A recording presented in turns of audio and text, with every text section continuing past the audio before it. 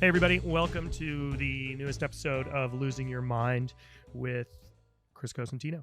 And I'm sitting here again in the chicken coop at Coxcomb, which is our tiny little office above the restaurant, up some folding crazy stairs, with the famous tattoo artist. I say famous because I think he's pretty damn genius at what he does. But I'm here with Jeff Croci. For those of you who have not seen his artwork, you should. It's incredible. He is basically the person that every tattoo artist wants to go to get their work done by. Thank you. You know, so Jeff, you come to the restaurant a lot. You have been a long-time guest of ours from back in the Encanto days. Yeah, absolutely. I loved going there. And you and I originally started talking when we first met about salami. Yeah, absolutely. So you hunt. You're an avid hunter. I do. Yeah, you're a bow hunter, but you make salami at home. I do. It's I started out making gravlax, and then I was like, well, fuck it. If I can make gravlax, I can make bacon. And then I started looking around online, and I was like, well, fuck it. If I can make bacon, I can make lonza and bresaola. And I just went down the rabbit hole from there. And then, it's a good way to preserve game meat and stuff like that. And so here we are. That's so funny. I remember you were like, what book should I read? Oh, yeah. And it was like I gave you a laundry list of stuff to look at. And ever since then, it's just been constant. You're like, this looks good, right? Yeah. I remember you getting photos and like questions and stuff all the time. So let's talk a little bit about, your career, how you've gotten to where you are, and what made you start tattooing. What was it that drew you into, putting ink on flesh? Well, I guess going way back, one of my dad's best friends from high school, they're still friends, he's still part of the family, was covered in tattoos from Lyle Tuttle back in the day. He worked on... Iconic. Absolutely. Yeah, he took care of Lyle Tuttle's tattoo museum when it was over by the old Greyhound station, I believe, off of 6th Street. And so there was just this guy, and he was fucking cool. And he had tattoos, and he ran the Olympic torch.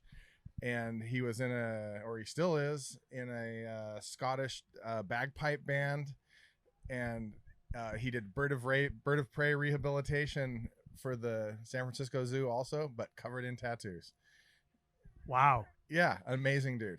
So, I mean, you've seen a transition in, at least I'm assuming, because I've seen it myself as a kid growing up in New England, where in Rhode Island tattoos were legal, where in Massachusetts they were illegal. So everybody would come into Rhode Island, into Newport, Rhode Island to get tattoos.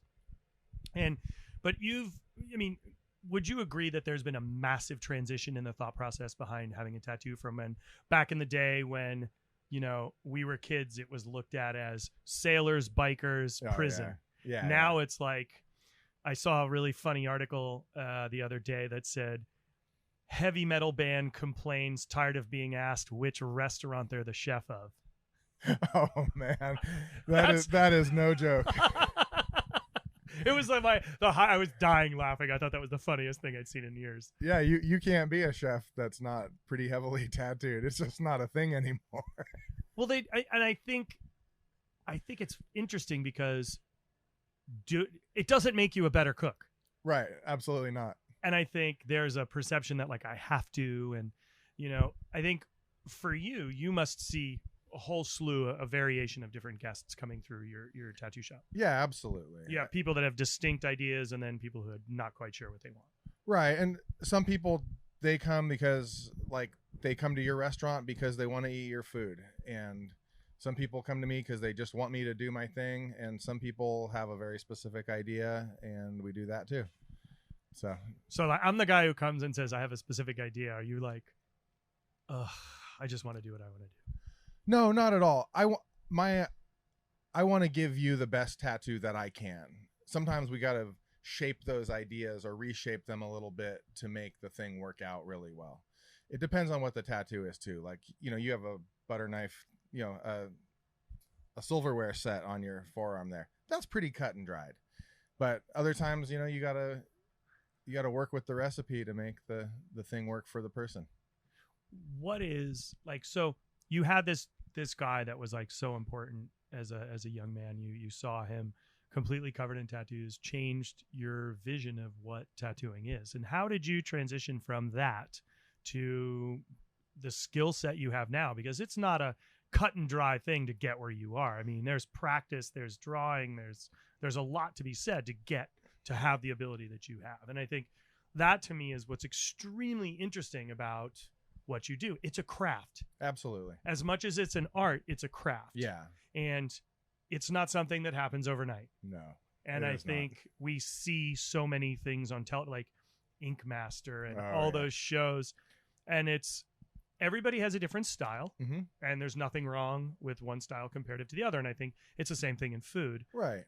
But it takes a certain amount of time, energy, and effort and the legs to stand on to be where you are now. So can you explain to all the listeners how you got to this point? Like, what was it that you were learning? I mean, did you take art classes? Because people want to understand, how in the hell does ink work in skin? How do you transition a visual piece of paper to what looks 10 times, almost, I would say the majority of the time you can make it look 10 times better on skin than you see it on the paper, because how the muscle moves, how the skin looks. And that takes a lot of time. And that's, tattooing is my primary medium. I learned to draw because I wanted to tattoo. I wasn't an artist. I was a super hyperactive school doodler, but I really wanted to go into biology, and I was working in emergency psychiatric care. I did that for 5 years, and on my way home from work, there was a tattoo shop, and I was getting tattooed. You know, I was a young punk rocker, skateboarder kid, gotta have tattoos. I think that's going to be the one connecting piece, I think, through all of these interviews that I'm doing. Yeah. Skateboarding has some place in all of it. Oh yeah. Yeah. It's amazing. It's amazing how many people I meet, like yourself too. Like, everyone's like, oh man, I just was so obsessed with skateboarding. And same thing here. And I started lurking around this guy's shop, and he wasn't a good tattooer, but I went there and I made myself useful. And I had a little bit of drawing ability just from being a doodler. And, you know, sometimes somebody would come into his shop. He was a one-man show, and he would be tattooing. And this person, the one that I really remember was just a honeybee. This gal came in and she said she wanted a honeybee. And I was like, hey, you want me just to draw it for you? And he was like, yeah, bro. He was like this, yeah, bro, biker guy.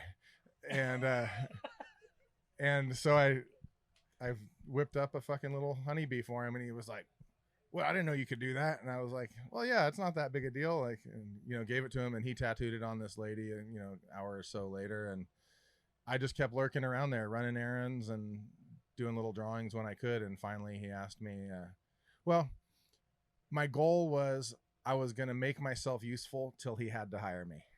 And that's what I did. That's the true stage mentality. The same thing in a kitchen. Yeah. Yeah. And I think it's, you know, now how many years have you been tattooing? The June 14th, a couple weeks ago, I was, had my 22nd anniversary. Wow. Yeah. And you've tattooed all over the world. I wouldn't say I've tattooed all over the world, all over the U.S. I mean, you were in Chicago, you tattooed. I've tattooed in Boston and Chicago and Oregon and Canada, and a few times in Canada. I tattooed out on Vancouver Island in Nanaimo. It was amazing. It was one of the best experiences. Do you have favorite pieces you've ever done? Is there stuff that's so inspiring that people really come to you and you're like, this is something that's over my head, or something that's like, do you ever have those moments?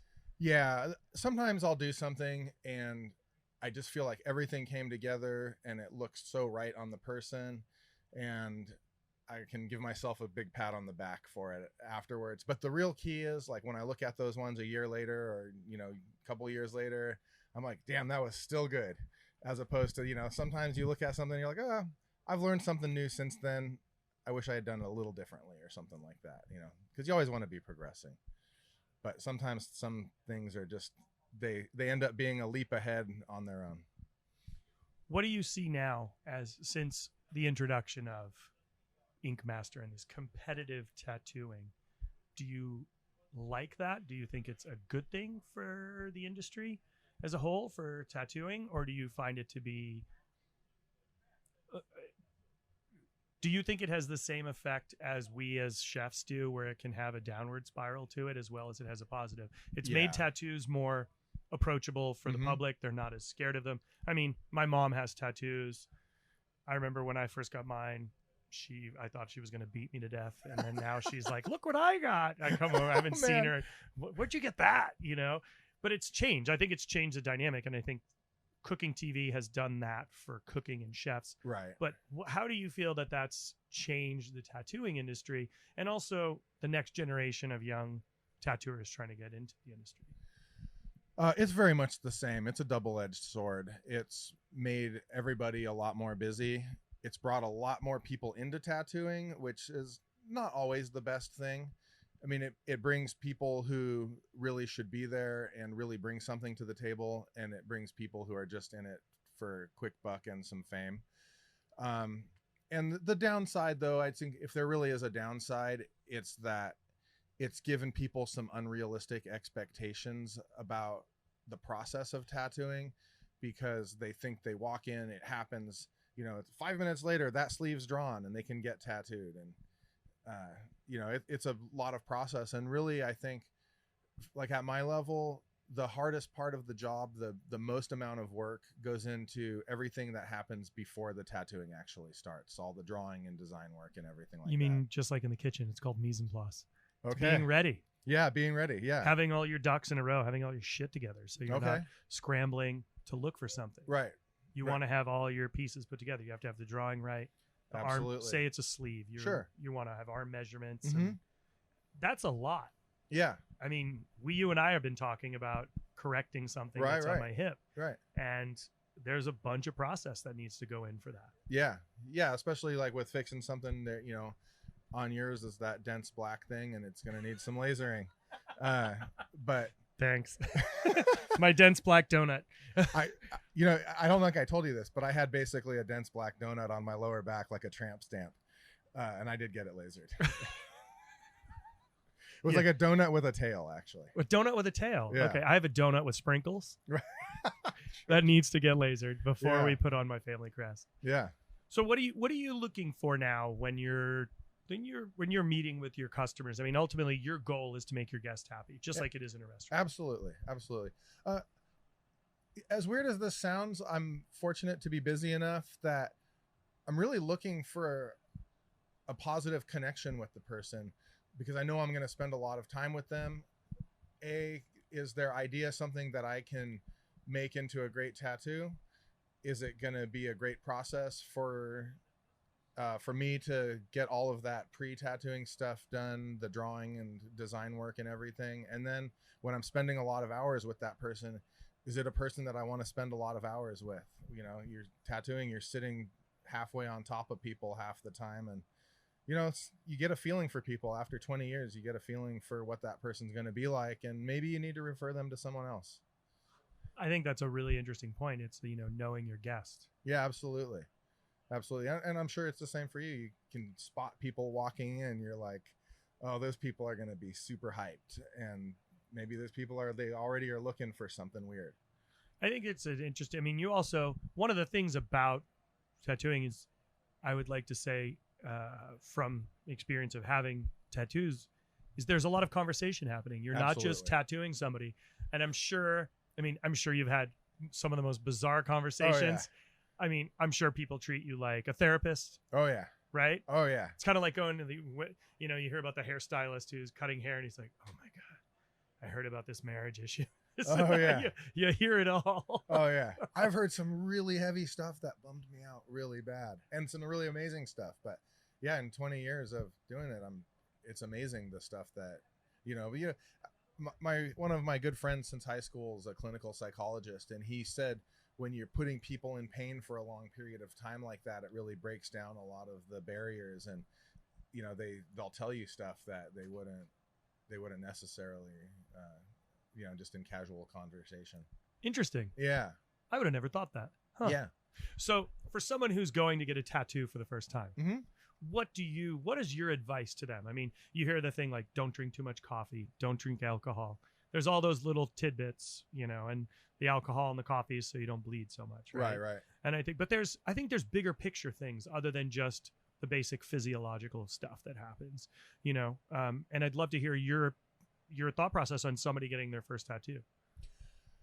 I would say the number one thing, if you want something complicated or something that's more artistic than, say, just something very simple, like if you want your name in basic script, as long as the person's fairly competent, it doesn't really matter who you go to. But if you're looking at a piece of art, find a person who is the right person for the job. Do your research, come into it like that. The other thing I would say is come into it a little open-minded. Don't be, crazy specific. And I always, and this is ridiculous because I'm not a chef, but I always talk to people about food because everybody can relate to food. And just like you wouldn't go to a restaurant and say, I want you to make me some sort of pasta dish and I want you to put this exact list of ingredients and here's every list of everything I've ever liked to eat. Put it all in one dish. And sometimes that happens, the whole kitchen sink and everything with tattooing. And, I'll receive an email and then have a consultation with somebody and I'll be like, you want one tattoo and you have enough information in it for 2 sleeves. Like, that's amazing. Yeah. It's and that's almost like, I'll say it, like when I was a young cook, I was the one it was like more on the dish, more on the plate, more on the plate. And it's about learning self-editing. Yeah. Same thing. And that's the same thing with like, I get exactly what you're saying. It's like, if you come into it with that much, how do you fit it all in? And can you make that person ultimately happy? Right. Well, and can I make a good tattoo also?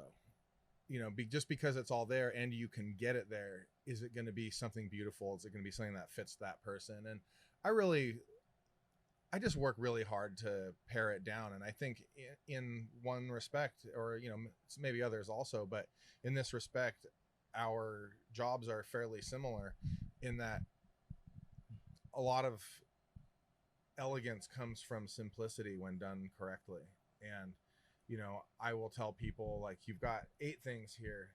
Let's take it down to the primary thing, the thing that's the most important to you, and then 2 or maybe 3 secondary elements, so that it doesn't just become a mess or a weird patchwork quilt of stuff.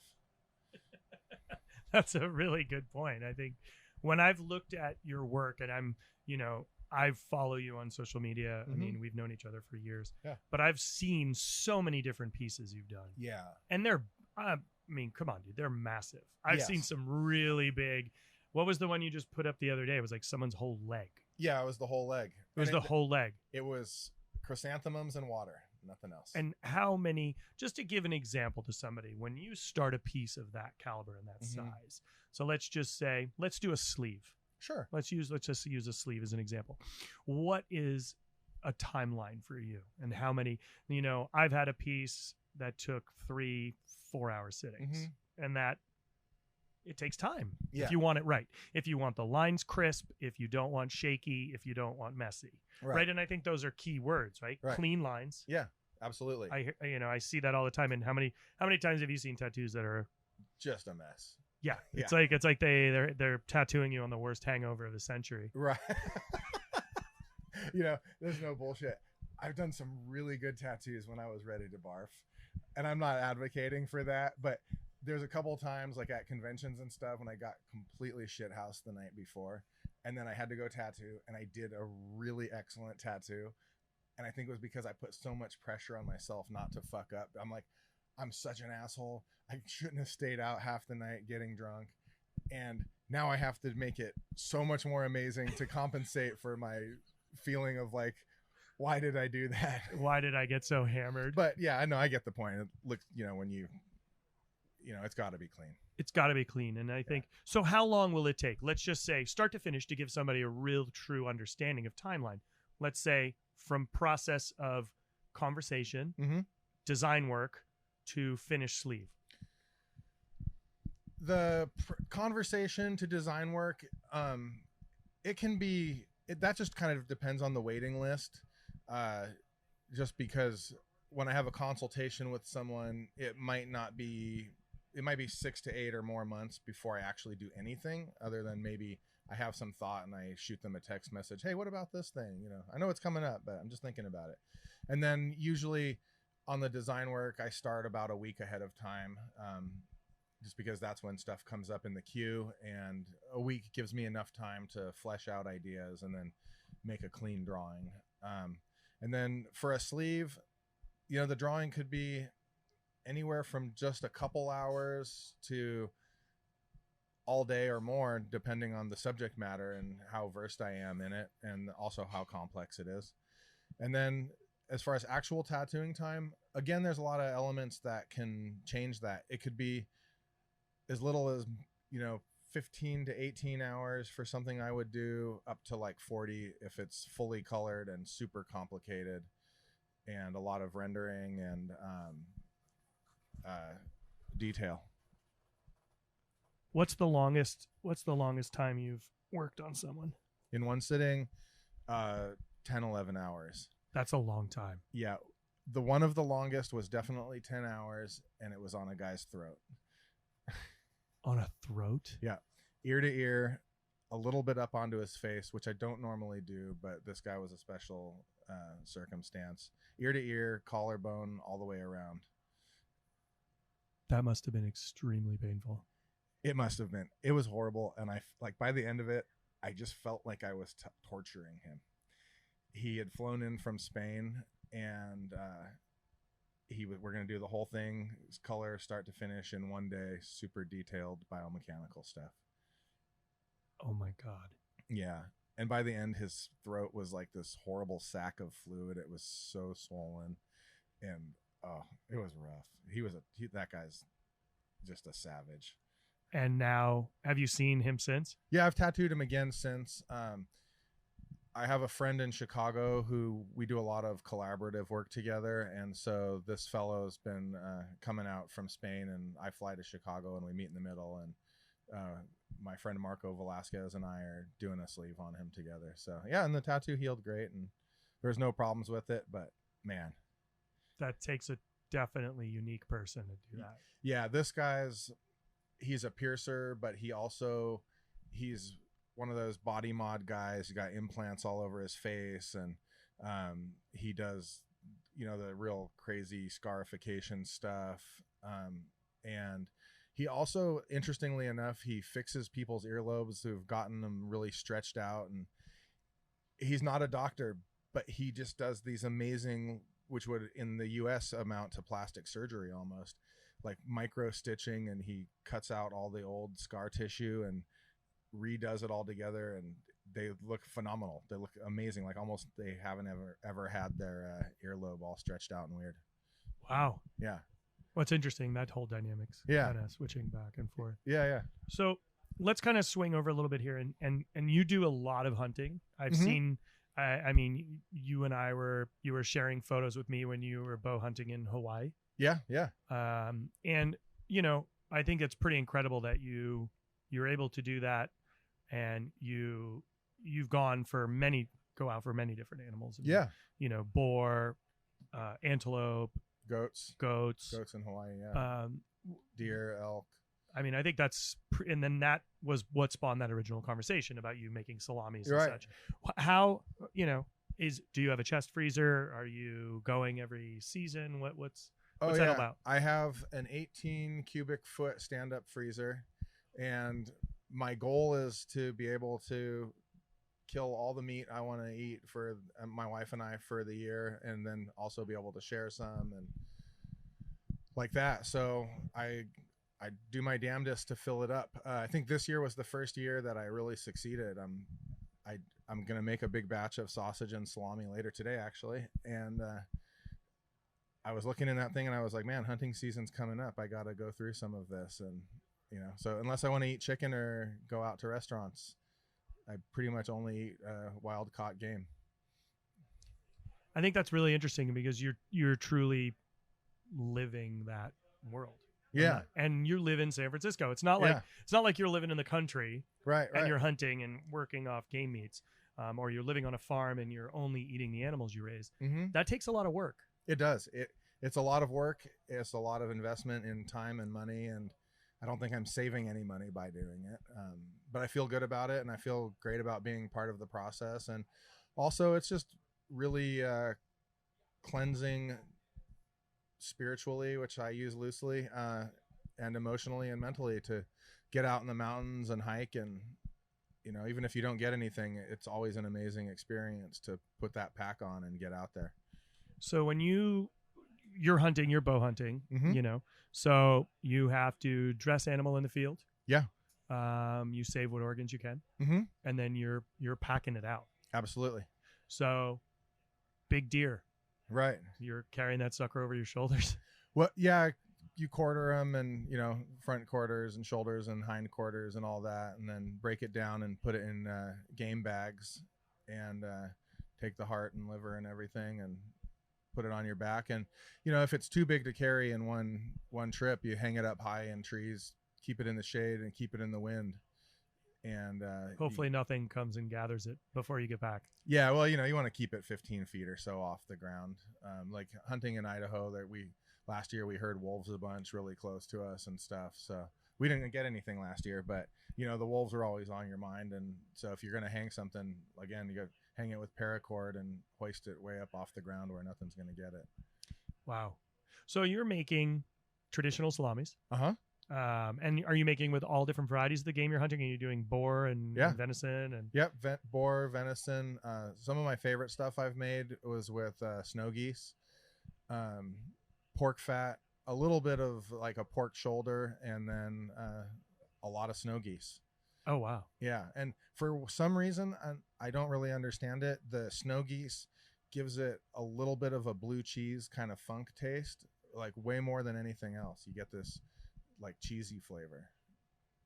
Interesting. Yeah.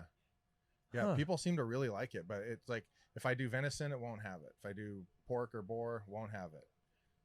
Geese always has it. They have a lot of fat, Mm-hmm. classically. Yeah. And they're a pretty funky animal as is. Yeah. Let's just be honest. Right, yeah. There's waterfowl that Mm-hmm. can get pretty funky. Yeah, absolutely. Especially when they're shot, you have quite a bit of blood.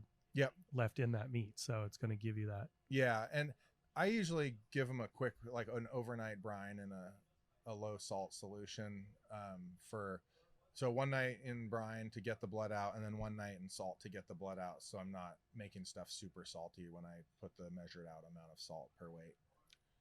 See, and everybody thinks just chefs make salami. That's awesome. So I have a feeling that's going to be our conversation piece. Yeah. when we're working on my leg.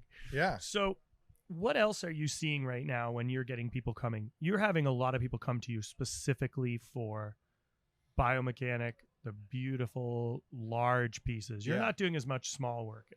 Yeah, it comes and goes in phases a little bit, and it tends to also follow what I promote on social media. I mean, the chrysanthemums are stunning. Yeah, thank you. They're so fucking gorgeous. Thanks. Yeah, I don't know. I've got a thing for chrysanthemums. I don't know, all those serpentine petals.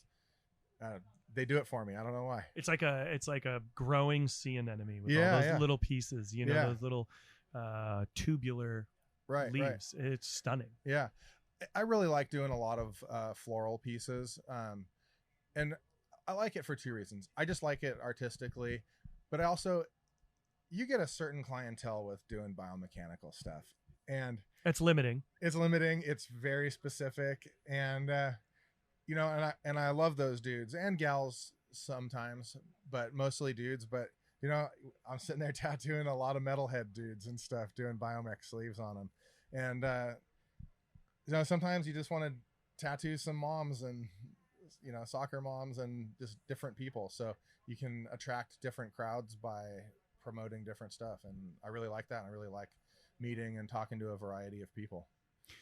I think that's pretty incredible, the variation in which, but it's both very detail oriented. Yeah. Oh yeah, for sure. I mean, the chrysanthemum, what do you feel is more difficult for you to tattoo? Do you feel that the chrysanthemum is more difficult than the biomechanic?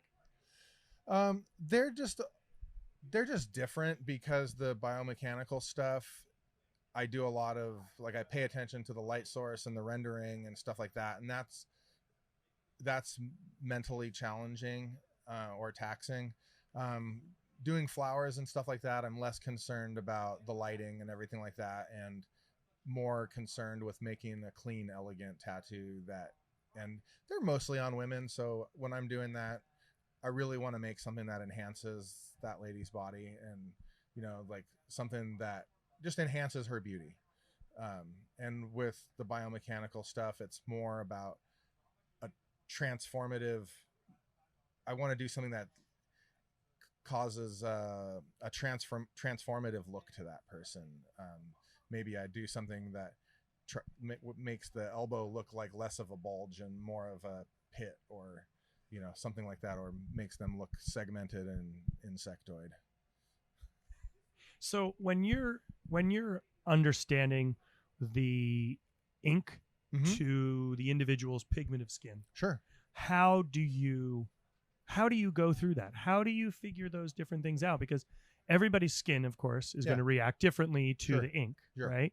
But everybody's pigment of skin is a little bit different. Or if somebody comes in with a suntan, how is it going to change when that suntan goes away? Right. So I think as a person who looks at tattoos and sees them on different folks, how do you, as the artist, how do you like dictate how that's going to change? How can you foresee some of those changes with the skin pigment change and working? Because that's a lot to take in. It's not just, wow, this purple is going to look really great in this flower, or this orange and red. It's like, okay, you're really tan now. How's it going to look when you're pasty white in the middle of the winter? How do you figure those things out? Because that's something I've never understood. I mean, I never will, because I don't get it. Right, sure. The thing to me that the one thing I really pay attention to is the person's baseline skin tone. If they come in and they're really tan, but I know that they're going to be pasty white in the winter, it doesn't make too much of a difference to me, because I know that their baseline is going to go back to pale, and pretty much everything works with pale.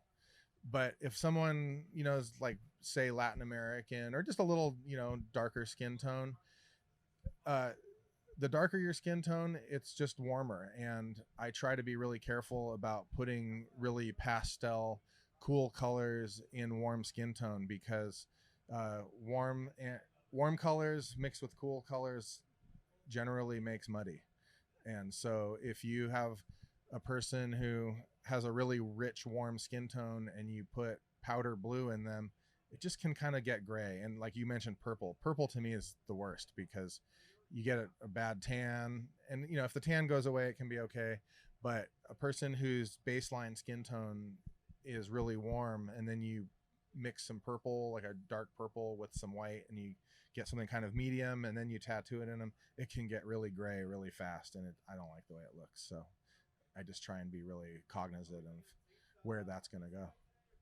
So when you have someone who you've done a piece on and somebody has an accident or gets a cut, how do you deal with issues like that? I have seen really amazing transformative tattoos of people who have had breasts removed, and they had tattoos, which is beautiful. Yeah. And it really makes people feel good about themselves. Yeah, it's important. How do you repair? I mean, I just recently burned the daylights out of, you can see it. Yeah. But how do you correct that? And when somebody does, like I saw, for instance, on this burn on my tattoo, I saw the skin come off in the shade, and it was tattooed skin. Like it came off, and it was the whole markings. I'm like, I don't know how deep that went. So how do you correct? Is that something that's correctable and that you can repair for people, or is that something it's too far beyond and you just have to do the best you can to kind of tie it back up?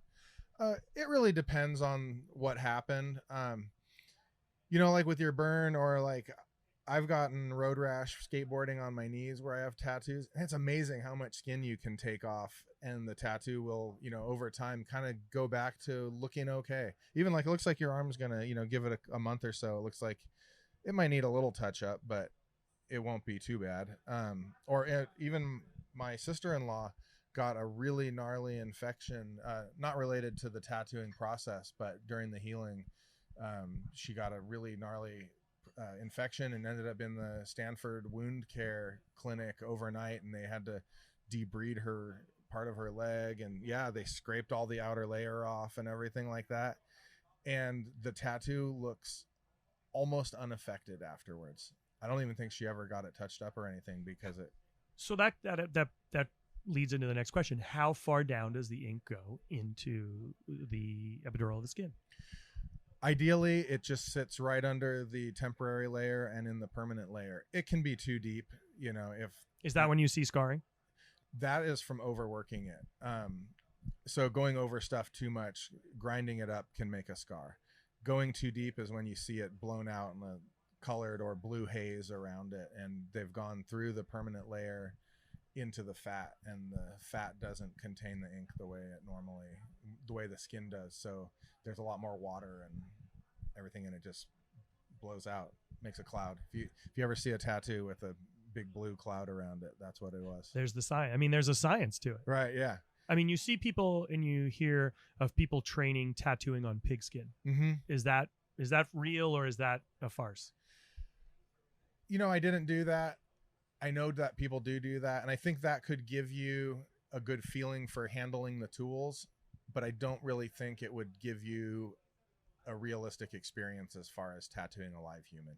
Well, I mean, I definitely have to say, if you ever meet somebody whose skin feels like a pig skin, when I don't know how that relationship's going to move forward really well.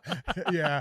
Well, sometimes on some knees, some people have or elbows, some pretty dry, crusty skin. Well, knees and elbows, yes, but like the rest of you, I don't know. No, you definitely don't. Man, some of those knees though, you got to turn it up and really hammer it to get the ink in there to stay. Oh, to go through from. Man, yeah. I didn't even think about that. Yeah, you really got to hit it sometimes. So let's give some. I really would love for you to give a little more insight to folks on like advice on how do you find a tattoo artist that suits you, and then how do you take care of that tattoo. I think a lot of people, everybody talks about don't get sunburned, a lot of sunscreen. But I think those are really important things coming from you. Look, first off, let's talk about how do you find the right tattoo artist for that individual looking for a tattoo? What do you recommend people do to find that? Well, you could do it through social media, or you could just do it the old-fashioned way on the internet with the website. Or that's changed the dynamic of the industry, right? Yeah, absolutely. Social media, more Instagram has changed tattooing unimaginably, I think. In a good way? Yes and no. It's like the TV stuff. That's a double-edged sword. But just getting back to finding a good tattooer, you could go to your local shops, look through all the portfolios, and find somebody whose aesthetic matches what you want, and then have a quick chat with that person. Hey, is this Bob's? Hey Bob, what do you think? And get tattooed by a person you like. I would always say that, like, if someone rubs you the wrong way, even if you like their work, there's a lot of tattooers out there. You can find another tattooer who you get along with and does just as good of work. Or you can look on social media and find people who, just hashtag tattoo, or I don't know, just start scrolling through stuff. But, find somebody whose aesthetic matches what you want. One thing that happens to me quite a bit is people look at a tattoo I do and they say, oh, I love his color. And then they come to me and they want a subject matter that I just wouldn't be good at doing. And I refer them to somebody else. If I'm not confident in my ability to give them something nice, then, I always know somebody who can, and I send them their way.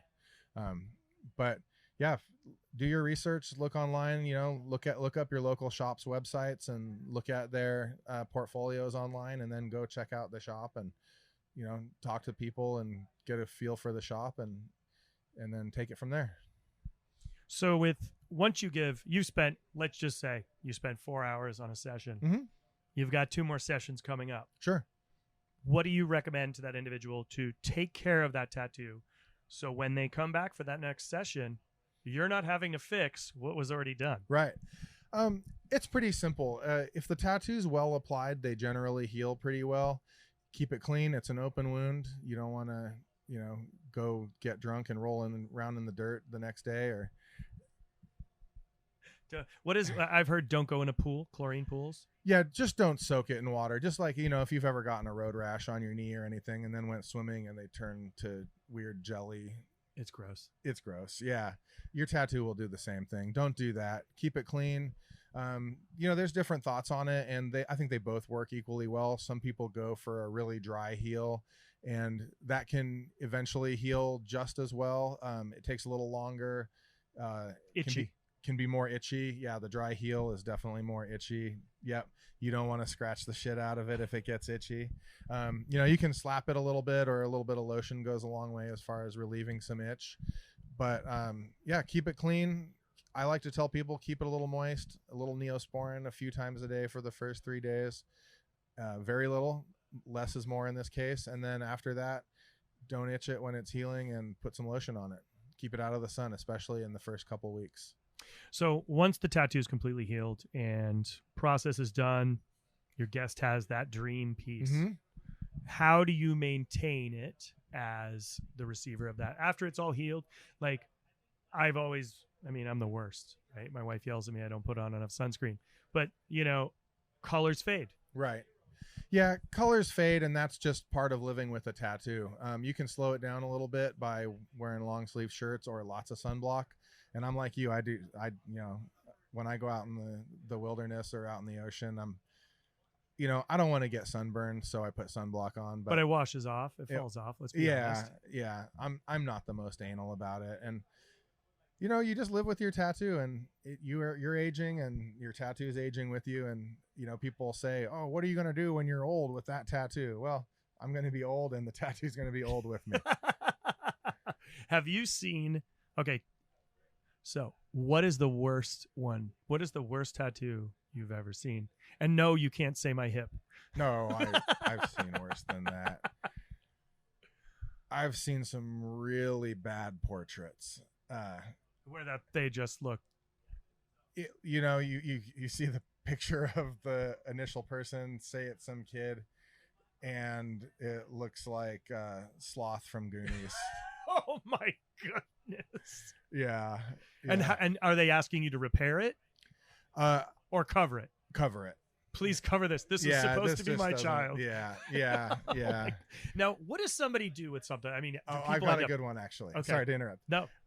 So, oh man, I saw a portrait of Flavor Flav that looked like Beetlejuice, the mentally challenged dwarf from the Howard Stern show. My son was just showing me YouTube videos of that guy as dressed as Beetlejuice. Yeah, a Flavor Flav portrait that looked a lot more like Beetlejuice than Flavor Flav. What do you do? Like, how do you address that? Like, how does that? This girl wanted to keep it. She thought it was hilarious. That's horrible. Yeah, I can't imagine. I was like, it's Beetlejuice with a clock like Flavor Flav, and she's like, no, it's supposed to be fucking Flavor Flav, but it looks like Beetlejuice. So she loved it. Yeah, she loved it. What do you think of I'm curious as to your thought on this, and you don't have to answer it if you don't want, but what do you think of this new phenomenon of people tattooing their face? Oh, I'm not into it. I mean, there's like what is the guy, Bones Malone tattooed? Post Malone. Post Malone. Yeah. Tattoo. Yeah, that shows you how not related to the world I am right Yes. now. That tattooed "I'm tired" on his face.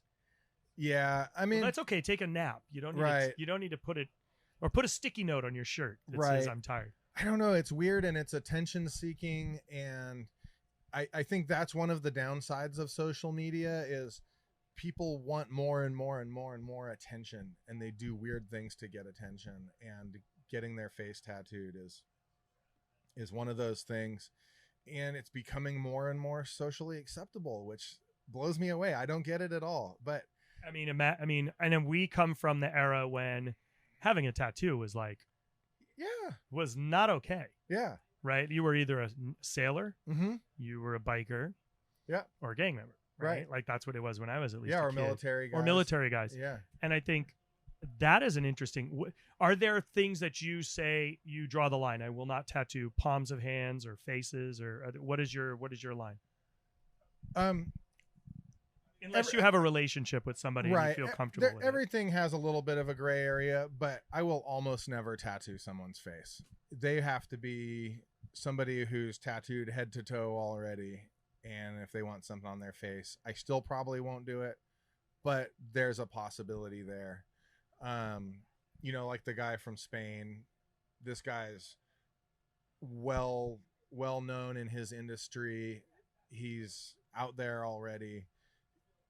I'm not going to ruin his life by putting a little bit of tattooing on his face. But you're not going to tattoo an 18-year-old kid who says he wants an ice cream cone next to his... Hell no. I mean, some kid that comes in that wants a tattoo on the top of his hand or his knuckles, I generally don't do it. I just don't feel that I'm bettering society by doing that. And, I'm not always bettering society just making tattoos on people in general. But when some kid comes in, he's young, or she, it happens just as much with girls. They want something on their hands. I just don't want to do it. I don't feel right about it, so I don't. I mean, it's everybody's choice. Yeah, absolutely. But it's also your choice to not do it. Yeah. I mean, everybody has lines they draw. Right. And I think that's really important. But I think it is a big cultural phenomenon right now. Absolutely. Face, hands. I see a lot of mustaches on fingers. Right? Have you seen that? Yeah. Those are pretty fun. I think those are funny. Those are fading out a little bit. But like, remember the knuckle days? Right. It was like hard or something. Hard, two fast, words. Hard, two words fast, on the knuckle. or whatever. Yeah. But I mean, who am I to judge? I mean, I've had tattoos, since I was Jason 18. in Portland, he has. Oh no, he doesn't. I was thinking of somebody else. Somebody has food is love. So food on the four fingers, is on the two thumbs, and love on the. On the that's other cool. Hand. Yeah. That's cool. I really love that. I think tattooing is a very powerful medium. Absolutely. It's a very personal thing. Mm-hmm. I've always lived by the rule of if I can't explain it to my grandchildren, then I don't think it's worth putting on me. Sure. Yeah, that's just my rule. That's a good guideline. And I think my son right now is like, I want a tattoo. Can I get a tattoo? Can you sign the paperwork for me to get a tattoo? Oh, it's not. There's no paperwork. It's just not legal in this state. There you go, Easton. You cannot have a tattoo. Yeah.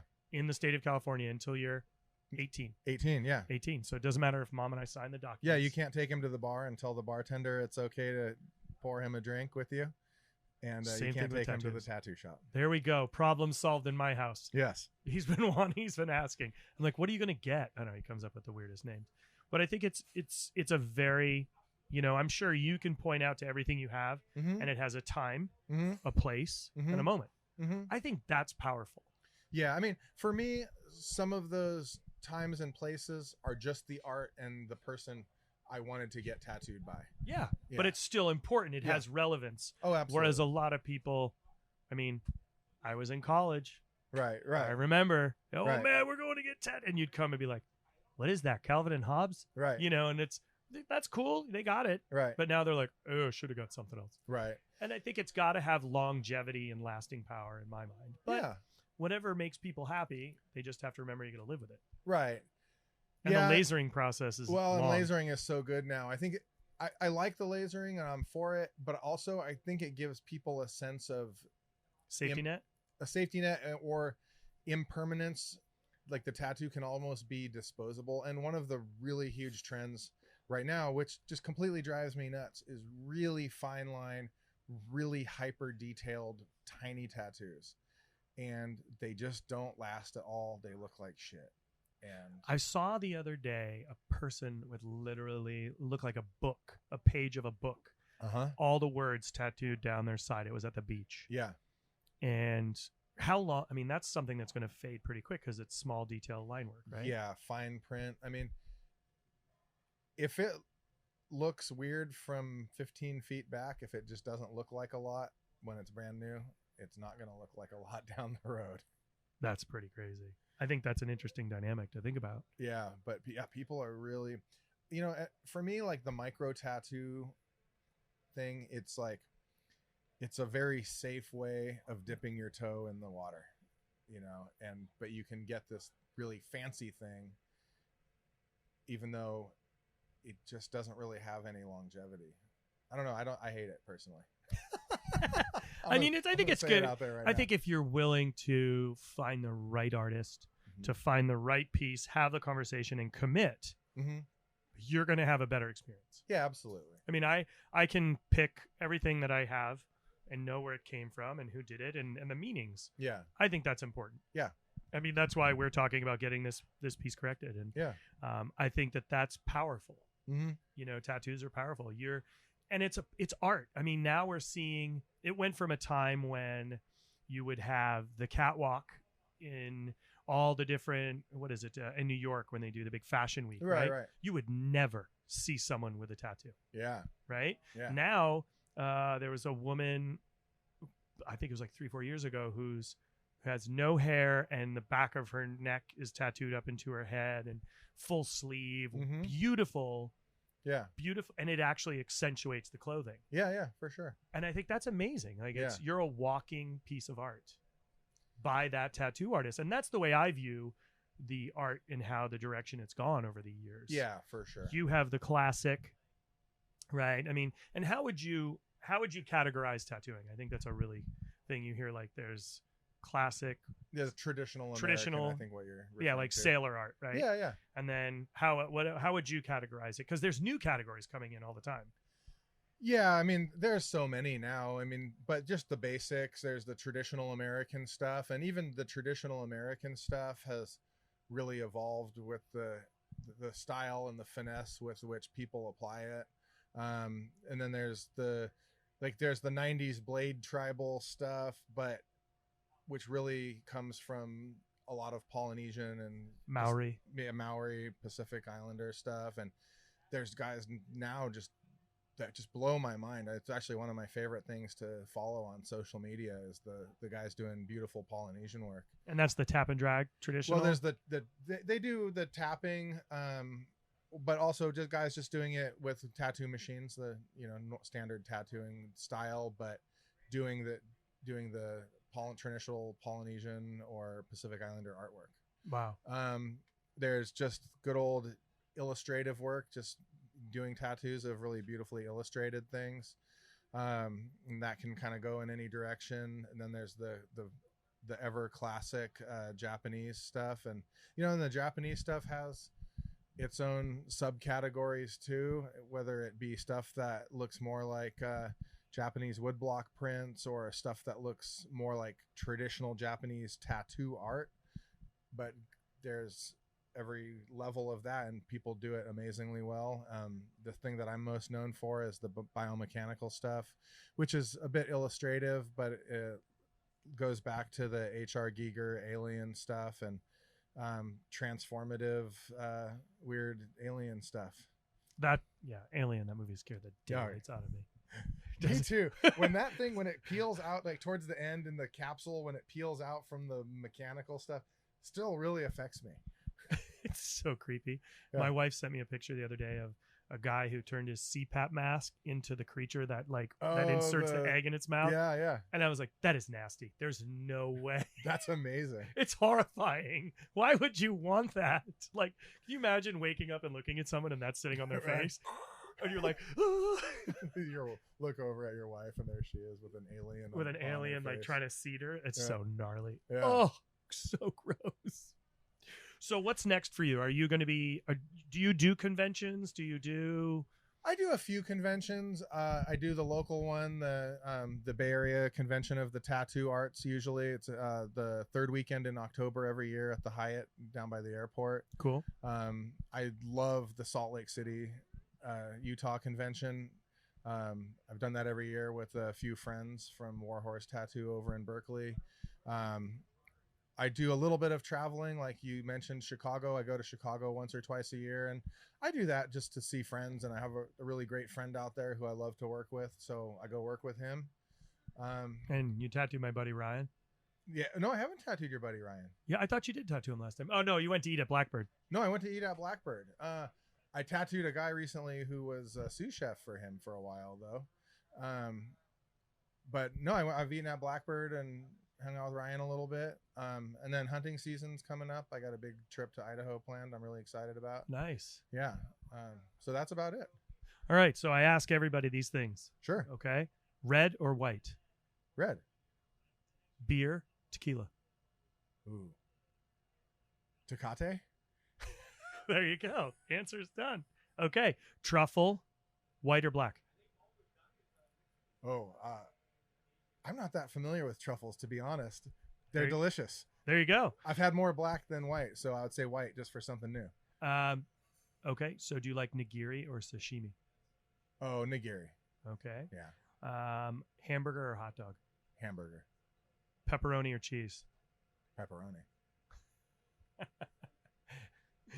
Sea urchin or caviar? Sea urchin. I love it. It's fun. It's uni all the way. It's fun Yeah. to see everybody's different answers, you Yeah. know? Coffee or tea? Coffee. Me too. Yeah. Me too. I like tea a lot, but It has its time and place. yeah. Definitely. I usually want more caffeine. Dessert or cheese? Cheese. Except for sometimes ice cream. Something. Well, that's kind of in the cheese family. No, I love cheese. Cheese is rad. Yeah. It's good. We just got some British cheddar with a little calcium crystals in it, and it was a really sweet. Oh, it was amazing.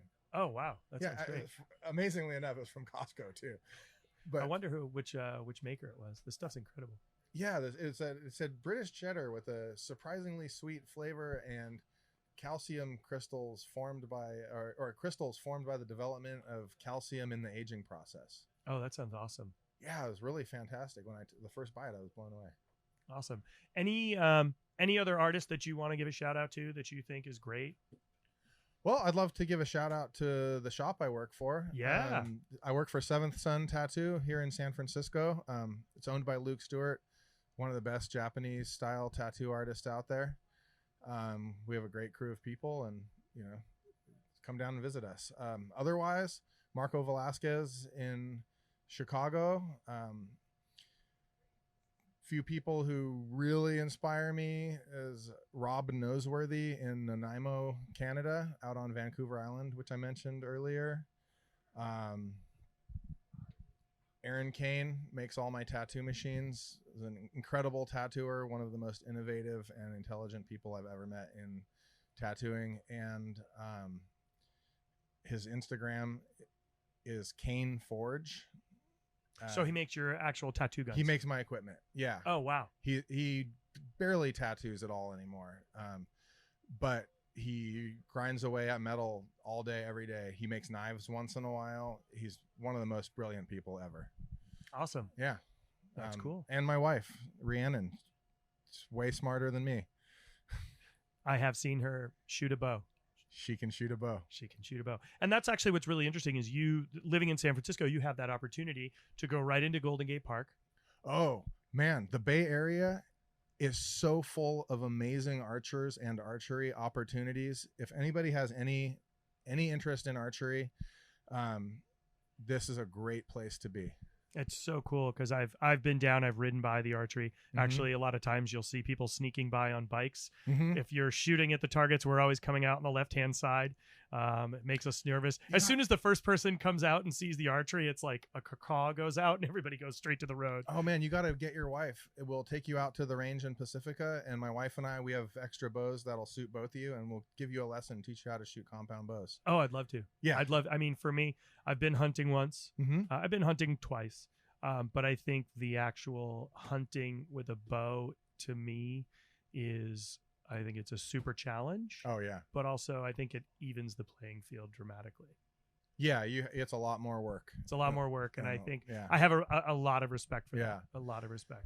Yeah, and just the sport of archery It's no joke. is fantastic. And and my wife doesn't hunt. She has no interest in it. She likes to eat game meat, but killing an animal is not for her. But we get out there most weekends, and it's a great thing we can do together, and we've gotten some of our friends involved in it, and it's really fun. What's your favorite game meat to eat out of everything? And even if you didn't hunt it, what is your favorite flavor profile of game meat? As far as mammals go, I would say elk and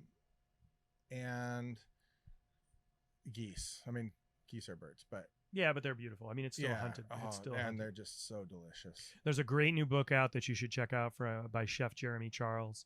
He's in Newfoundland. It's called Wilderness, and he's a big hunter. In Newfoundland, you can hunt and serve the animals in your restaurant. Oh, It's wow. one of the only few places you Yeah. can still do that. But he talks about aging meat in beeswax for 100 days. So you should check that book out. It's really, really Yeah, I'm cool. gonna have to write that down. Yeah, it's super rad. So much information and so much knowledge he has to share in there. So Yeah, I've been doing a lot of wet aging with venison roasts and stuff like that. you can get beeswax Coat at the it. farmer's market and coat it and hang it, and it ages. And it doesn't shrink. And there's a lot of information in there for you. Yeah, you should see. I'll age like a venison backstrap, and then I'll put it with a little bit of Vietnamese fish sauce and olive oil in a Ziploc bag, and I take it to work. And then I have a cookie tin, and I sit out there with a propane torch on the sidewalk.